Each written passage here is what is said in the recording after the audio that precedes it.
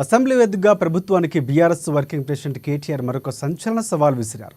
బుధవారం అసెంబ్లీలో బడ్జెట్పై చర్చ సందర్భంగా ఆయన మాట్లాడుతూ అధికారంలోకి వచ్చాక 30,000 ఉద్యోగాలు ఇచ్చామని కాంగ్రెస్ నేతలు చెప్పుకుంటున్నారు. కానీ ప్రభుత్వం ఇప్పటి వరకు ఒక్క ఉద్యోగం కూడా ఇవ్వలేదని ఆరోపించారు. కాంగ్రెస్ పార్టీ సర్కారు ప్రభుత్వ ఉద్యోగాలు ఇచ్చిందని తెలంగాణ యువత చెబితే తన ఎమ్మెల్యే పదవికి రాజీనామా చేస్తారని అసెంబ్లీ సాక్షిగా కేటీఆర్ సవాల్ విసిరారు.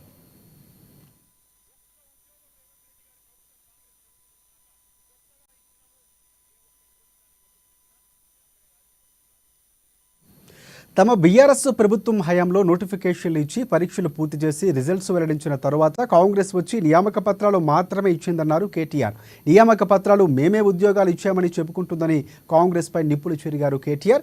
కాగా బుధవారం ఉదయం 10 గంటలకు అసెంబ్లీలో సెషన్ ప్రారంభం కాగా అధికార ప్రతిపక్ష నేతల మధ్య మాటల యుద్ధంతో సభ దద్దరిల్లిపోతుంది.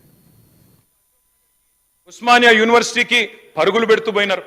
డిప్యూటీ సీఎం గారు నేను అడుగుతా ఉన్నా, అయ్యా డిప్యూటీ సీఎం గారు, మీరు నేను హౌస్ అడ్జన్ కాగానే పోదాం అధ్యక్ష, అశోక్ నగర్కి పోదాం, మీ ముఖ్యమంత్రి గారు వస్తానంటే వారిని కూడా తీసుకొని పోదాం, సెక్యూరిటీ లేకుండా పోదాం, మంచిగా పర్సనల్ గా పోదాం, పోయి అక్కడ ఉండే ఏ ఒక్క యువకుడు, ఏ ఒక్క యువతి, ఏ ఒక్క చెల్లెలు చెప్పినా ఒక్క ఉద్యోగం అన్నా ఈ ప్రభుత్వం ఇచ్చిందని చెప్తే నేను అక్కడనే రాజీనామా చేసి వెళ్ళిపోతాను అధ్యక్ష.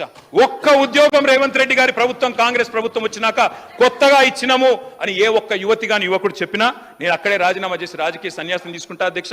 ఒక్కరు చెప్పినా నేను చెప్తా ఉన్నా అధ్యక్ష, అక్కడే సిటీ సెంట్రల్ లైబ్రరీలో ముఖ్యమంత్రి గారికి, ఉప ముఖ్యమంత్రి గారికి మా పార్టీ